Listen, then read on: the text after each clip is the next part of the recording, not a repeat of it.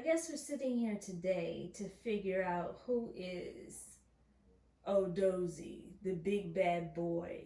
So, can you tell us a little bit about who are you? Uh, my name is Chidozi Victor Okike. So Odozi is, growing up, my friends used to call me Dozy, back in high school and the university. So, and then when I was gonna get into music, um, so Odozi is a combination of my last name and my nickname. So it's the O and the Dozy. Oh, So that's the okay. Odozi I see. part of it. Yeah. Okay, okay. So, then with that being said, the big bad boy, how did that come about? Uh, in life, you're either big or you're small. It's either you're little or you're big. Uh, we got Big Sean, we got Lil Wayne, we got Young John, we got Lil Cash. So it's either you're big or you're small. So I'm big. And in life also, it's either you're a good boy or you're a bad boy. And I think I'm a bad boy. So that's why the big bad boy um, came into place. Plus, it's got a special ring to it. Mm-hmm. The big bad boy. Yeah. So that's how I came about that name. Okay. So then, why music? Why did you choose to do music? What happened? When you're passionate about something, all the money in the world cannot replace that. You hear about people being in having successful careers in business and in wherever they doing, and then they choose to pursue their dreams, no matter how crazy that sounds. But that's real. Um, so I'm very successful. I'm a businessman. So being in the music um, to make money, that's not even the issue. The issue is the passion that I have for it. So I've always known growing up and that I was gonna do music, and nothing was ever gonna take the place of music in my life because that's something that I'm very passionate about. I mean, I could lose everything else, but as long as I have music in my life, I'd be great. So I've always known that this is what I want to do with my life, and this is the tool I want to use, and that's music. Okay. So then, tell us about your background then. How did you grow up? Family.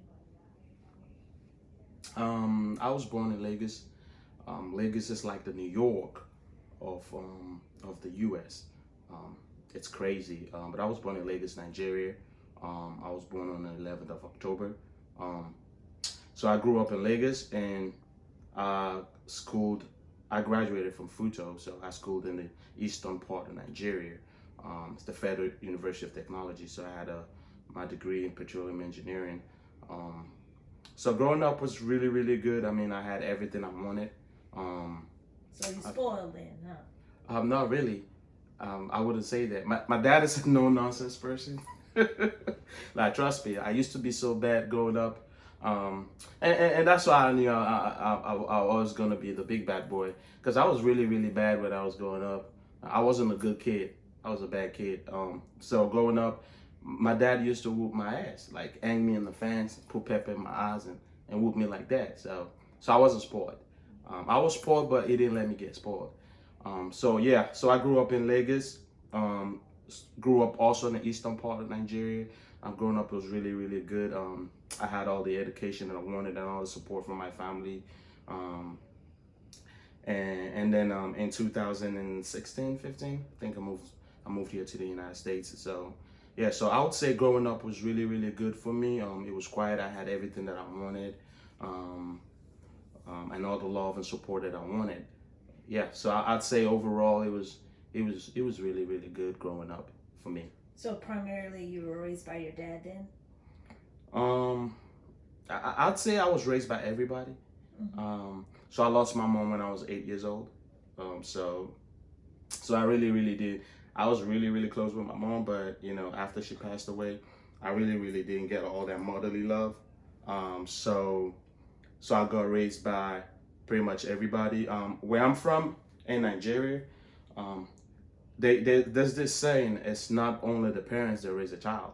a child is raised by a community, by everybody, Village. by a village. Yeah. Yeah. So I was pretty much raised by everybody, from my dad's sister, to my family, extended family and stuff. So I pretty much bounced around everywhere. Um, yeah. So that was what growing up was like for me. Okay. All right. So now that you live here in the U.S. and you're pursuing your dreams and whatnot, how are your parents as far as the support in your family? Say your sisters. Do you have any brothers? I have a brother. Yeah. Okay. I have a lot of brothers actually. Might not be biological brothers, but I do have, everyone that's been a part of my family that, support the movement, the Big Bad Boy movement. Yeah, I do have a lot of brothers. I see. So then, um, your family, they support your music? Yeah. I mean, the thing with family is, family will always show concern. Make sure, they always ask you, make sure you're doing the right thing if you're really sure about what you're doing. So I'd say the support from my family has been amazing. I get support from my family. At the end of the day, it's what I want to do that matters. Is they're gonna support what I want to do, as long as I say this makes me happy, and that's what life should all be about. So it doesn't matter if your friends, if your family is gonna support what you do. Eventually, everything is gonna fall into place. But what's the most important thing is what you want to do with your life, the belief that you have, chasing your dreams, and just trying to do what makes you happy. So whether you're doing music, whether you're doing production, whether you're an actor, whatever your dreams are, regardless of whatever support you get, you just gotta keep doing what you do, what you believe in your heart, that this is your God-given talent. You just gotta keep chasing that, and regardless of whether you get support or not. But I do get support. I get a lot of support from my family, and they've been supportive from day one. Yeah. Okay, so since day one, what would you consider day one? How long have you been doing music then? Um, since I was 8. Now that's funny, right? Yeah. So I was very fortunate to spend the last moments of my mom's life with her. And growing up, I would always sing, and people were always gonna look at that voice singing, turn around and look. So I always know that I had it. And my mom will always. So I was doing it for fun then, nothing serious. So my mom will always call me and and want me to sing to her, and then I would sing, and she would so cracked up about it. And, it was really really funny.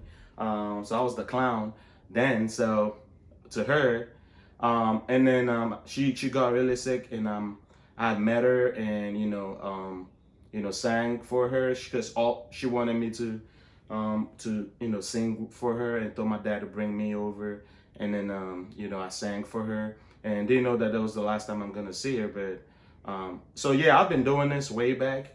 Way back. I've always done production too. So singing professionally, I've been on a background. I've been doing a lot of production. Producing songs for other people.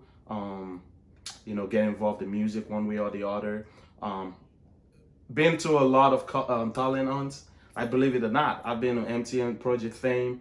I've been on StarQuest. I've been on Pick Talent Show. I've been to a lot of, like, wherever there's a competition, I always try to go there and get active. I've been on stage, and used to do it for the fun of it. But at the end of the day, doing stuff for fun don't pay the bills, right? It don't pay the bills. So at the end of the day, that's a business part of everything. Yeah. So as far as I can remember, 13, I started doing music, like taking it seriously with my production and my recording stuff. Okay. So, seeing as how that you are big in the music, who was some of your inspiration musically? Like, what artist do you, or what did you follow when you was a child? Okay, growing up, I used to listen to a lot of Fela Nicola Kuti, God bless his memory. Now that's a legend. He's like the Martin Luther of Africa. You know, that's what you call a definition of a legend. So people like that, listening to songs like that, inspired me a lot. I listened to Don Moore. I listened to Michael Smith. Listened to Eminem, 50 Cent. You know, I listened to raps like that. I would grab everything. Dr. Dre, I would listen to rap records and knew all these rap records since I was like 12, 13 years old. So I had this memory of having songs in my head, like rap songs from the beginning to the end. And that's special. You know, being give that. me something from one of your rap artists. Give me a little snippet. Wow, you gonna put me on the spot. Okay. Eminem, Mockingbird. Ellie, I know you miss your mom. I know you miss your dad, but I'm gone. But I'm trying to give you life that you never had. I can see you sad, even when you smile, even when you laugh. I can see inside you wanna cry. That's it right there. Okay. And it's been in my head a long time ago. Nah, seriously, like this is really, really great people. Two-Face. I used to listen to a song while it was in the Plantation Boys. Listen to a lot of rappers, Rugged Man. This are really, really big people that I would, buy all these records, put together, listen to what they say, and just put music together. So I got my inspiration from a lot of people. So I'm not a kid that just listened to Michael Jackson alone, or listen to Whitney Houston alone, or Celine Dion alone. No, I listen to everything. I listen from the Beatles. I listen to jazz, classical. So I listen to every kind of sounds. And I get all my inspiration from all these songs put together. Okay, so with some of your songs you have out now, I know that you did a collaboration with a couple of different artists, but if it was to be your dream artist to collaborate with, who would it be? Dr. Dre. Dr. Dre. Yeah. Okay. Well, in the U.S. Okay. I'm a producer, so I know great producers. Like Timberland, like Don Jazzy. We got a lot of Nigerian super producers that I've been opportunity to meet. But if I had to pick one person that I really want to spend in the whole studio with and work one day, I'd say that'd be Dr. Dre. Okay. So let's speak a little bit about your label then. You say you produce and whatever. So what is OBQBE? That's OBcube Records. It stands for Outstanding Big Bad Boy. So that big bad boy thing, that's my life. Looking back at my life growing up, where I'm at today, I've always been big. I've always been a bad boy. So big bad boy, it's not just because it's got a ring to it. That's what I live. It's the real me. It's the definition of me. So OBcube is Outstanding Big Bad Boy, OBBB. You got B Square, B Cube. So OBcube. That's my label. And we just growing up, I've turned down a couple of labels because I've seen what labels did to a few friends of mine. You sign to a label, a record label, and and then you disappear. And they're really, really good labels. That turn your whole life around for the good. But I haven't really seen a lot of people that I know have good experiences with the record labels. So I decided to create my own label, and that's what that OBcube stands for. Okay.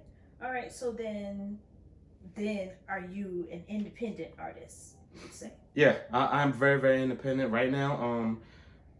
I don't like I said. So I did this song. It was called. Well, I did a song called "I'm Sorry" when I was 16. Yeah, I was 16. I did a song. I produced that song. Used Fruity Loops, produced the song. And it was called "I'm Sorry." And Kobam's driver. Kobams is one of the most amazing producers in the world. He doesn't see physically, but he sees a lot. You can tell by his production. Amazing super producer. So he heard that song. So I used to know. So I grew up in a neighborhood where there was a lot of stars that today. They got big that I knew. I used to know back then. So one of the guys who happens to be the driver to Kobams at that point in time, he took my songs and he really liked it. And we had this carnival that I performed the song, and the DJ really loved the song. And I mean, the song just dropped, and all the girls were like, "Ooh, that goosebumps." And it was a really really amazing record that I produced and did everything myself. So long story short, Kobams heard that song, and he really liked it, and he was like, "Yeah, he'd like to meet this guy." Um, and so I went and I sent Kobams, and he was like, "Yeah, he really likes the record. He'd like to reproduce it for me and stuff." But I didn't follow through at that point because my dad was well, I was still under my dad then, so he insisted that I had to go to school first, get my degree before I did anything music, and then I was just doing music for the fun, But even doing it back then, as not so professional that it might be then, my music, could attract the people like Obams. Like that was a huge deal, and for me, and he's saying he wanted to reproduce the record, that he loved it, so.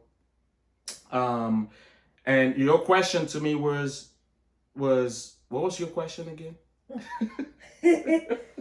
So like your artist that you've been signed to, whatever, any artist that you have met or met abroad or whatever, what is it that they brought to the table maybe for you as far as working with them?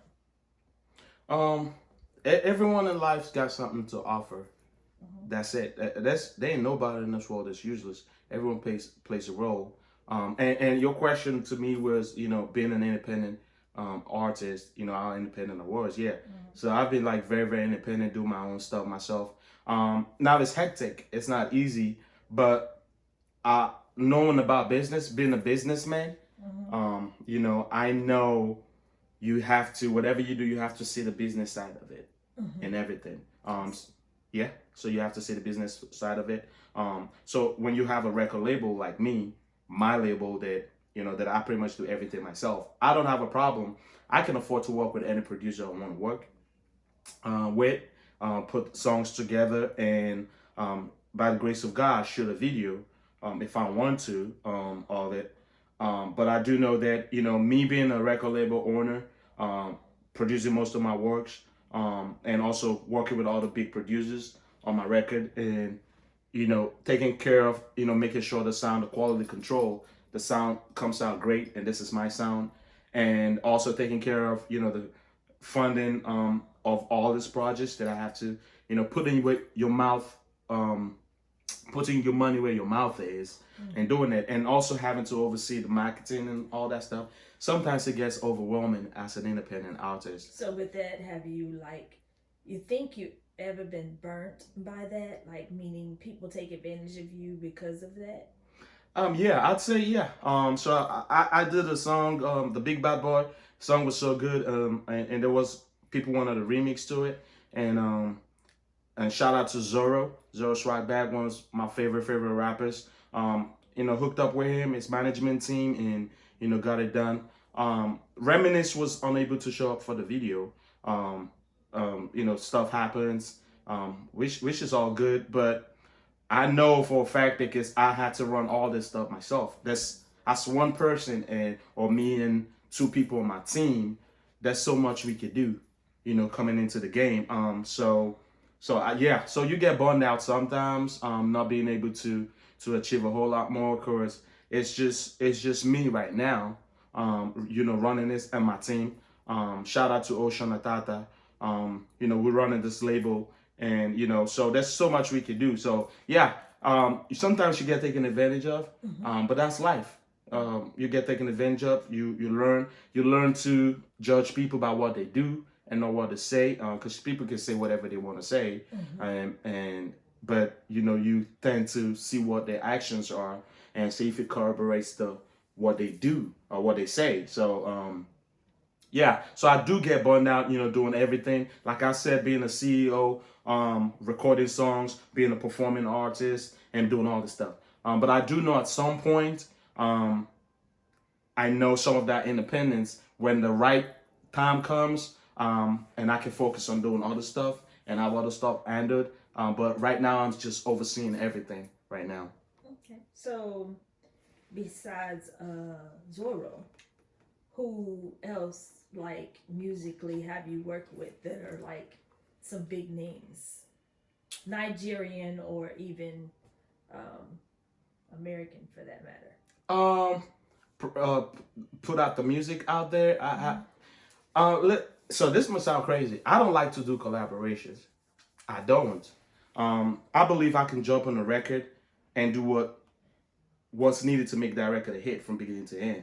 Now that might sound arrogant, but that's A little just bit. yeah, a little bit. But I like my sound. There's a lot of people that I respect, but my philosophy is the reason I would do a collabo. It has to be for the business part of it.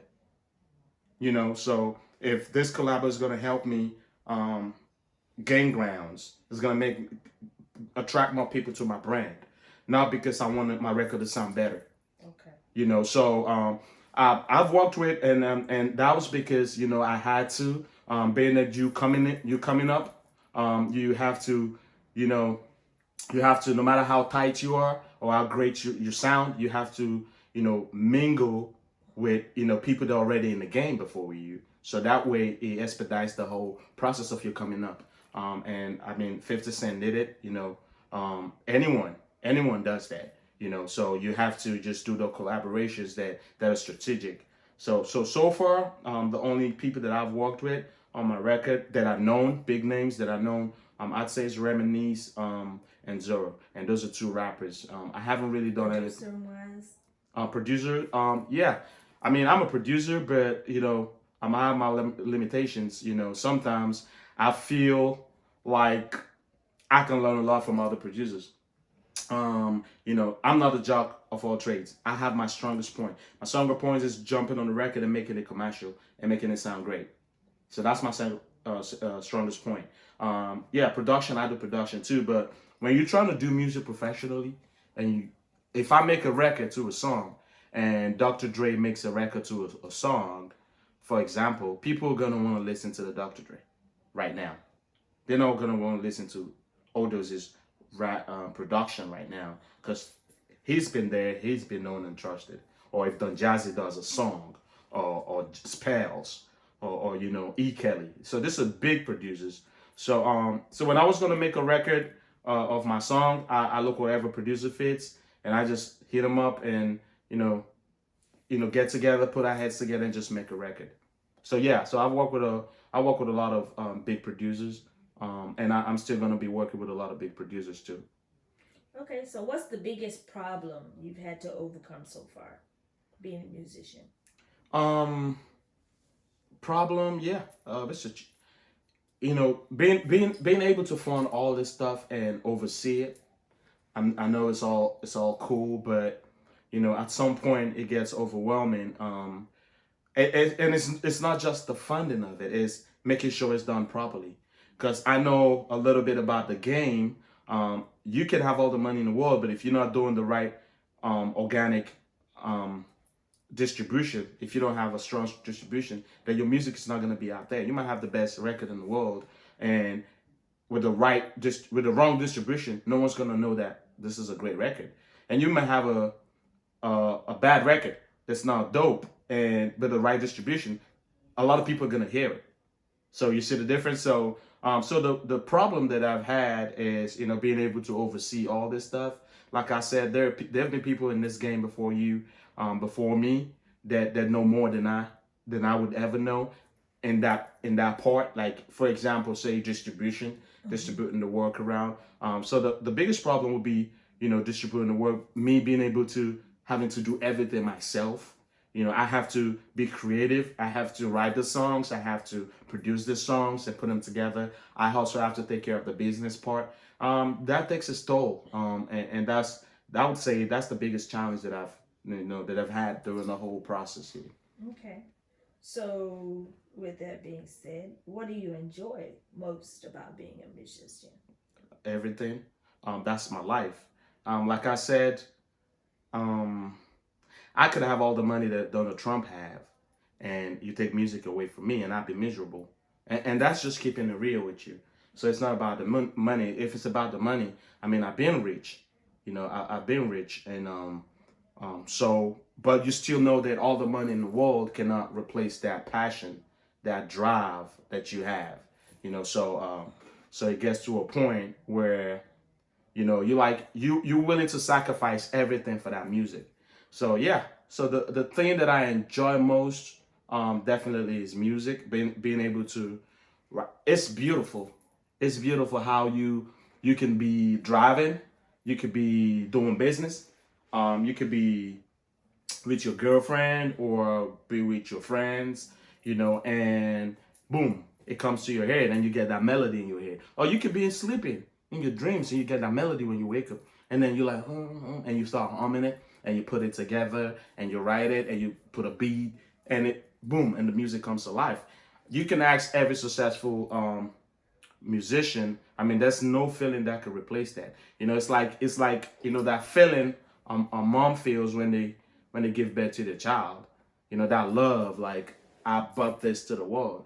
You know, I'm not a woman, but I know that's an amazing feeling when you give birth to a child. That's what created music.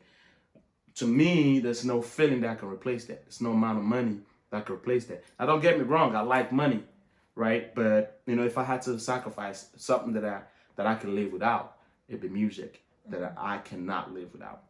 So, what do you hate the most about being a musician? There's got to be something that you don't like about it. For me, I mean, there's nothing that I don't like about being a musician. From like I said, from the whole process. But you know what's the very disappointing about all the musicians is music is a tool. You know, you got to be able to use that tool for the good of other people. You know, that's my belief.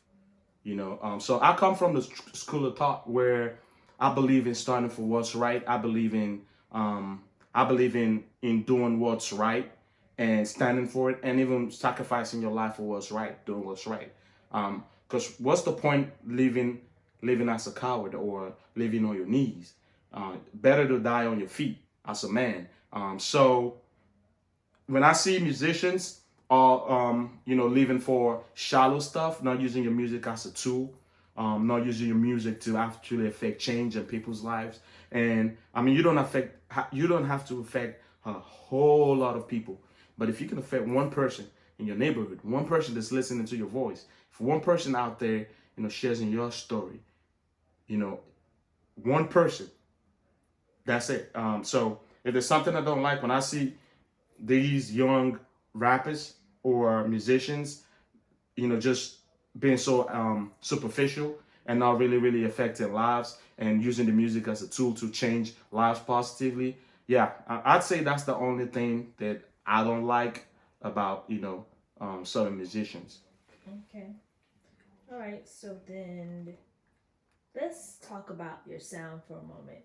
With all of the different songs that you have out right now, they seem to be a different kind of sound, each and every one. So if you had to describe your sound, what would it be? I do Afro pop, so I'm African, Mm-hmm. whether you like it or not. You could take me out of Nigeria, take me out of Africa, and put me here in the United States. You can't take the African out of me.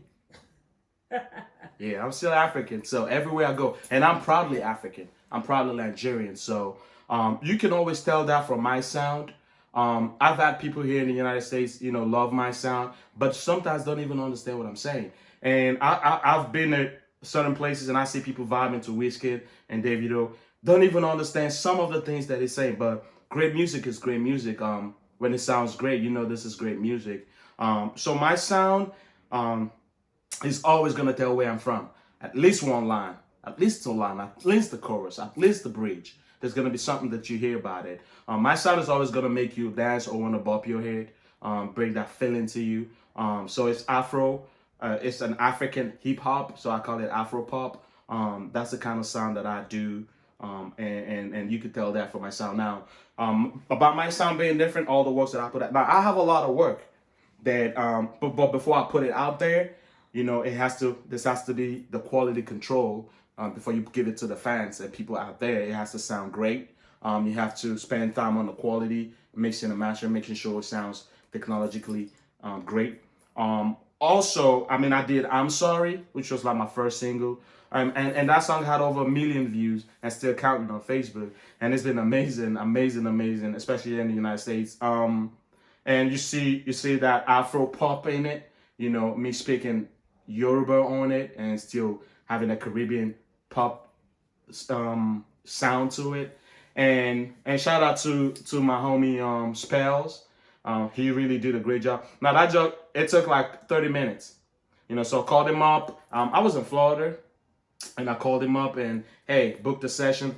Sent my team over and booked the session. 2 days later, I flew to Lagos and got in the studio. Like I got in Lagos like 3 o'clock today, and the next day I was in the studio. And when I got in, like 30 minutes, man, that man is amazing. Put the beat together, put the song together, boom, and the song was done, and it's been amazing. Shot the video while I was there too, and also the video was really amazing. Shout out to Adasa Cookie. That was a really, really good video that I did on that song. Now you see that song sounds like that. And then I came out with Big Bad Boy, and that sounds different. Sounds kind of more pop to it. Now the whole concept is I have 6 songs that I want to put out there, or 5. First, because you have what you call an EP. You're not just gonna throw out all your work out there. So I put that. I want the first 6 or 5 songs I'm gonna put out is gonna be a song of every part of me. Okay, so it's not just all gonna sound like "I'm Sorry." So that's the Big Bad Boy, and then that's like an Afro pop with a rap to it. And then I did Cry, which I did with Kobams. Kobams was in Texas. Now it's so hard to work with Kobams. Now it was easier when I was 13. When I was 14, right, when I met Kobams. So it was easier to meet Kobams at that point than it was right now. So, but then he was in Texas, and yeah, we hooked up in Texas, and I did the record, the Cry record. So I did Cry too. Also has that Afro feel to it, but it's a different genre of song. And then I have Babangida, which was produced by Da Piano. And I have Follow Me, which was produced by Solage. And I have another song, So Grateful. So all my songs, the first songs that I'm putting out there, I just wanted it's a strategy for it to just sound. So anyone that listens to Odozi can know that Odozi it's an embodiment of art. It's like Two-Face Idibia, or Tubaba. When you hear him singing R&B today, you hear him running the dance floor tomorrow, and you hear him doing reggae, and you hear him doing different genres, Genres. Yeah, different genres. Okay. Yeah, so on the more serious note though, but it's just like an embodiment of work, like you know, and that's what it is to be a musician. You have to be able to, to represent, do different genres, not just be limited in one style. I could rap if I want to rap, but I'm a singer. But you have to have your different genres. You drop a classical beat for me right now, I'm gonna jump on it, or drop a rap beat on it. I could turn a rap beat and sing an R&B on it. A hardcore beat. So you have to be versatile as a musician, and that's all. That just proves, when you putting out my music out there and just making it sound different. Okay. So then we covered your sound a little bit. Do you dance? Gangsters don't dance. So you're a gangster, huh? Nah, I didn't say that. Yes, you did. All right, so I mean, I'm not a good dancer, but I can move. I try to move. I can't. I wish I could dance like P Square or Michael Jackson. I can't. I don't think my body is designed that flexible to dance like that. But but I can move to my song, and I got my moves and stuff. When I dance, and I just move to a song, but not like dance like a like I said, like Usher Raymond's. I don't dance like that, but I can dance like a Odozi dance, So you groove basically. Yeah, I just groove to a song. Yeah. Okay. All right. So then, speaking of dancing, how do you promote your music Do you do performances? Do you go to clubs? How is it that you're putting your music out there? Um, that's a very good question. So way back, I used to do a lot of free shows. You know, in life, like when you do music, you want to know how your music sounds to people. Because I'm not doing music for myself. I know I can't live without music, and music is my life. But at the end of the day, like I said, it's a business part of it. You know, you got to make music that people can go buy your record. And I have music that people have actually bought and are gonna go buy. So your music has to sound great. And how you know your music is great is by having putting it out there and having people listen to it. People that don't even know you, and you see, and it's an amazing feeling when people that don't know you listen to your record and be like, "Wow, I love this record. I love this guy." You know, and you get that feeling. So just you know, putting the music out there. I used to do a lot of free gigs back then, but I've gone to a point where I'm not gonna do any free gigs. You know, but you know, doing that back then just to you know do a test run, may see how people react to the song, and it's been amazing. The kind of songs that I do and people loving the song, but it comes to a point where you can't really do those free stuff no more. So putting out my music, I do my music, and my little way I just distribute it. I have a few friends on radio that play the songs and you know put it on YouTube, and not doing anything major in terms of promoting it right now because like I said, I'm an independent um, artist, so not signed. So, and like I said, there's a lot that I have to channel funds into, like on the record, like shooting the video, and that takes a lot. And you know, you got your life and family and stuff that you have to you know take care of. So so it's kind of limited the much I could do in it. So, but distribution sake, I do a lot of Facebook, put my song out there on Facebook, and you know just have people listen to it and stuff. So nothing major pushing, but just putting it little tricklets out there and just seeing how it goes. Okay. So where can we find your music right now? If we were to say, hey, I want to hear a song, where can I hear it? Um, you know, you can find it on YouTube. My songs are on YouTube, on Facebook at official Odozi. You can watch all my videos and you know on YouTube, on Facebook too, at official Odozi, all one word. And yeah, so you can see that. And I'm still gonna be putting a lot of music out there. Um, so eventually, it's gonna be monetized. But at this point, still, you know, focusing on building the brand, making the brand big out there. It's gonna be monetized eventually, but right now, if you go to my Facebook page at official Odozi, you can see all my music that I've done and I put out there. Okay. All right. So then let's get some personal questions in there for all of the fans out there. Oh. Yeah. Okay. Official Odozi. Okay. So you said you are here in the U.S. What brought you to the U.S.? I moved here in 2015. You know, do my production, my production, just to learn a few things in music production. Plus, my wife is from the United States, so I got family here. I got ties here. That brought me right here. Okay. All right. So you are married. Yes. All right. So well then, so for all the ladies out there with your inspiration that you get from some of your songs, are they from past experiences then, or are they from current experiences? My music is always real, and my music is always gonna be real to the day I die. So I'm not just gonna sing about stuff that I've not been through. From I'm Sorry to Big Bad Boy to that's real. That's what happened or happens in my life. So my inspirations are from the past experiences, current experiences, and stuff. So yeah, real life, real music. Odozi, the big bad boy.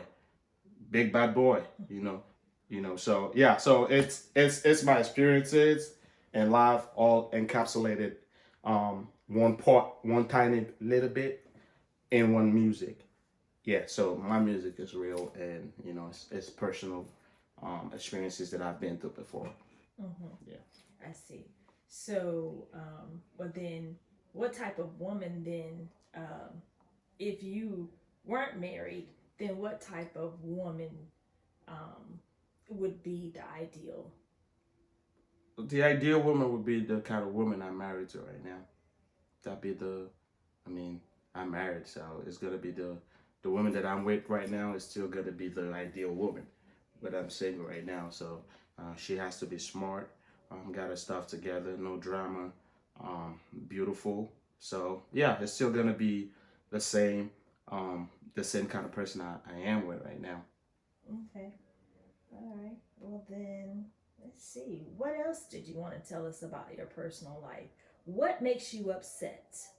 What gets Dozy pissed off? Uh, Or, excuse me, Odozi pissed off. it's fine. Um, I hate procrastination. I hate it, man. Why you gonna, why something you could do right now? Why not just do it?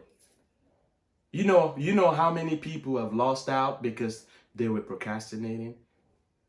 That stuff that you could do right now, but you want to do it tomorrow. Why not just do it? Just do it. So if there's something that kills a lot of people's dreams, oh, I'm gonna do it tomorrow. Oh, I still got a lot of time. You know, a lot of stuff don't get done by procrastination. A lot of big dreams or big stuff that would have happened never went down because of procrastination. So ain't nothing piss me off. And I'm like that. If I say I'm gonna do something, I do it. I do it. I jump on it and I get it done. And I want everyone on my team, and everyone on my team is like that. So they know that personality that when I say do something, it has to be done. So and I think everybody should be that way. There's no point having stuff laying around and just accumulating. So if this been anytime I've been upset is about stuff not getting done when they're supposed to be done. And also I don't like injustice. I'm the kind of guy that would take sides with a guy that's not got a penny or an homeless guy over a guy that's got all the money in the world if he treats the other guy wrong. So I believe in doing what's right, regardless of who you are or what your status is. I believe in treating people the right way, no matter who they are. Don't matter if it's a homeless man on the street. You have to treat that person the right way. So seeing people not being treated with respect or correctly like they should be treated, yeah, that could also get me upset. Pretty much. I think those are the two things that can really get me So upset. what makes you happy? A lot of things make me happy. Doing music. Both professionally and personally. Yeah, when I hear good news, it makes me happy. When I see how people really love my music, that makes me happy. When I see young Nigerians, Africans doing good, like Nigerian music is getting so big, and we got white people here listening to Nigerian music and bumping to it and actually feeling it, makes me really, really happy. And shout out to Davido and shout out to Wizkid and Burna Boy, Tiwa Savage. I mean, we got Nigerian musicians that are big here in the United States. Nothing feel better, than that. That makes me really, really happy. And also what makes me happy is making sure, being healthy, seeing how gracious God has been to me in my life and my family, being able from where I was to where I am right now, and being not being in a hospital bed, being able to see, being able to think, being able to eat and feel, having all my senses as a human being. And I don't take that for granted. So every day it's an opportunity, it's a blessing. And all this stuff, seeing how good God has been to me, that makes me happy. Mm-hmm. So you do believe in God? Yeah, I believe in God. Elaborate on that a little bit. So, so because you believe in God, then all of the other things that you do in your life, that is a representation, or is that a representation of the man that Odozi is? Yeah, to some extent, I do believe in God. Now, I think you be the biggest fool not to believe in God. I don't even think that's open for discussion. You be the greatest fool, and this is supported in the Bible. Do you have pets? Do you have animals? No. Okay, so if you have people that have pets, and you look how dogs, for example, treat their kids, their babies, their puppies. You look at how the mama bear treats her babies.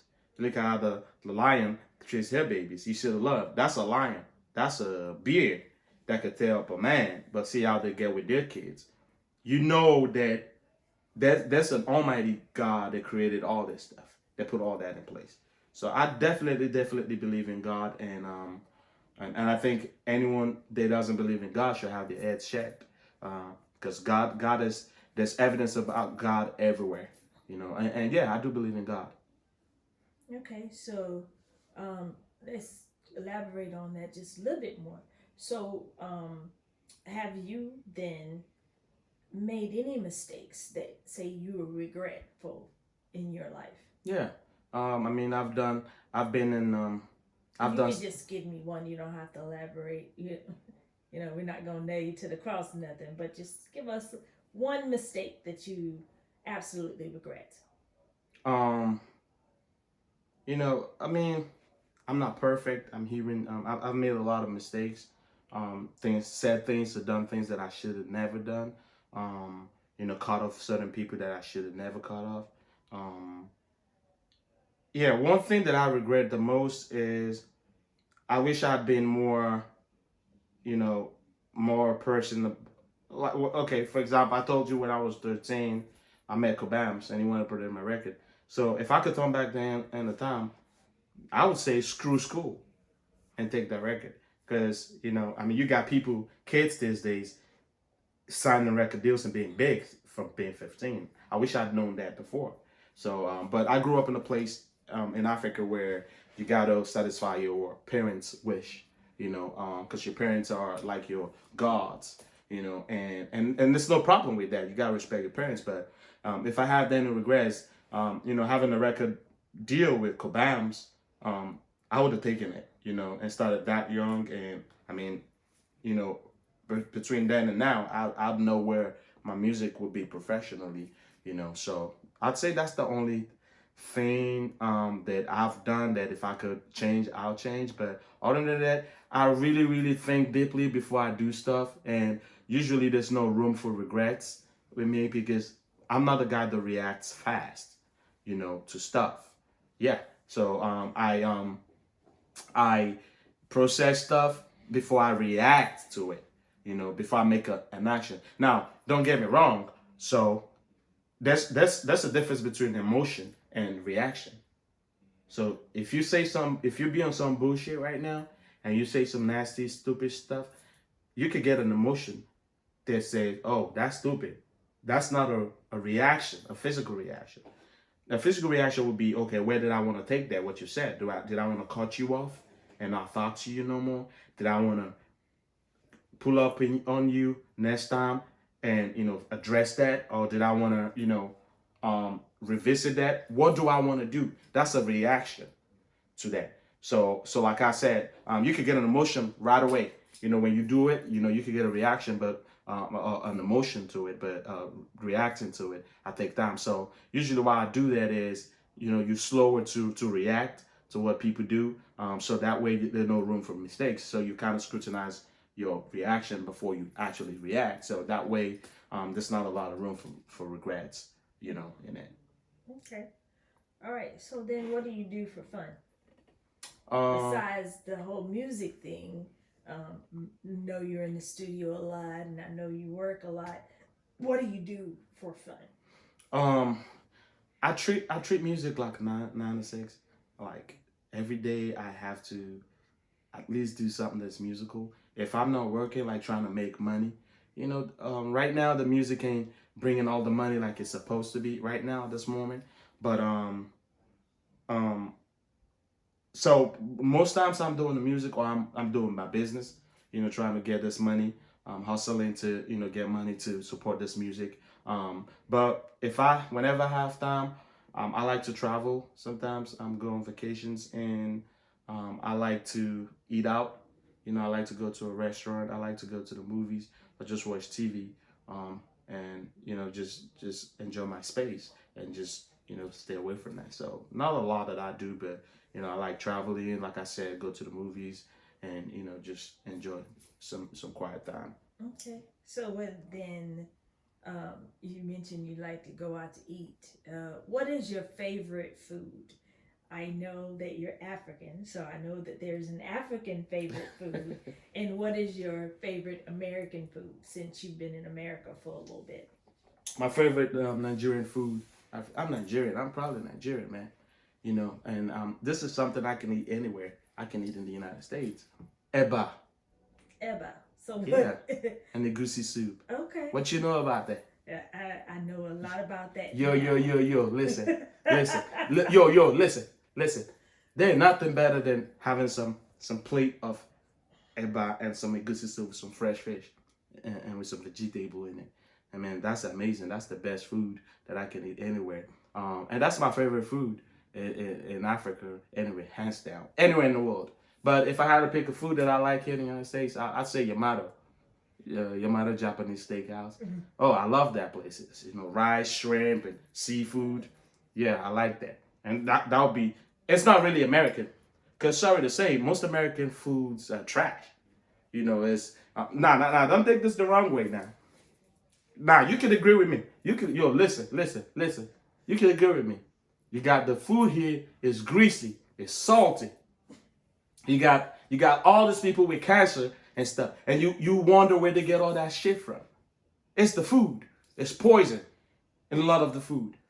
But the rice, the Japanese rice, it's actually Japanese. They in the United States. That's what I like to eat here. But I'm just keeping it real with you. Hey, I gotta keep it real, right? So that's my favorite food. So here in the United States, I don't have a lot of favorite food. That's why I go to Yamato a lot and just have the rice. You know, rice is rice. I know what rice is. Everyone knows what rice is. And seafood, you can't get wrong with that, pretty much. But back home, I like my eba. And my second food would be, you know, amala. And, you know, ewedu soup with some fresh fish. What you know about that? Nothing about that. Yeah, that's what's up. That's the best food. Okay. Yeah. So how often do you because you're trying to do the business or the music, as you say, and you have to be in sometimes two places at the same time or even different times. How is it balancing being in the U.S. and having your music produced or your songs kind of, you know, flourishing around Lagos or Nigeria for that matter? How is it that you're able to balance the two? So I had met. Okay, so when I moved here, got you know, get my production classes and you know set up my studio and stuff. So my goal was to like do my music here, you know, do my music and push it here. Then I met Akon, and I had to talk with him, and he was like, I had to, you know, start back home. And then you look at people like Banky W, and you look at people like Davido. Some of these people grew up, or Don Jazzy, and some of these people grew up in the United States or the UK, but they had to go back home, you know.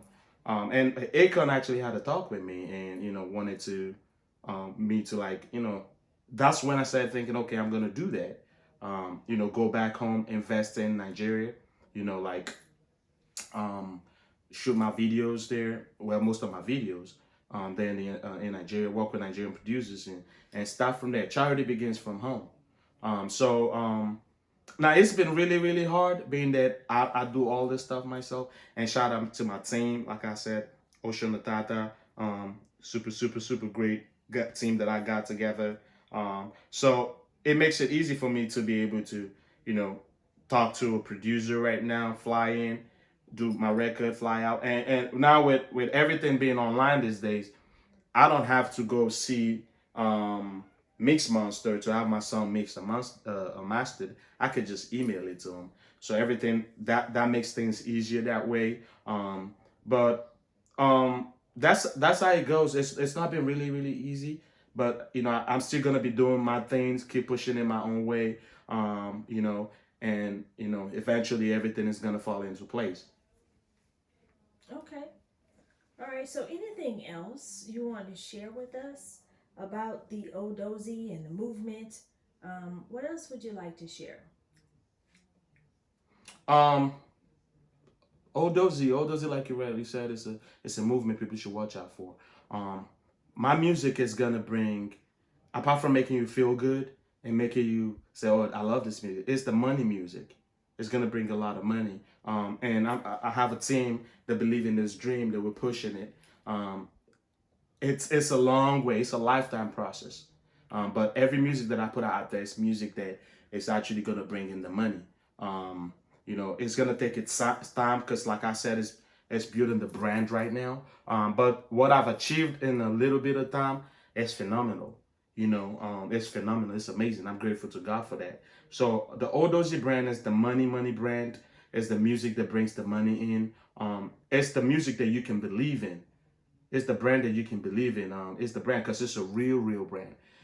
Like I said, I represent people that made it from nothing to something. People that that you've been told that you can't do it, and you try to prove to them that you can do it. That you've been looked down on, and you're doing it yourself and still making big moves.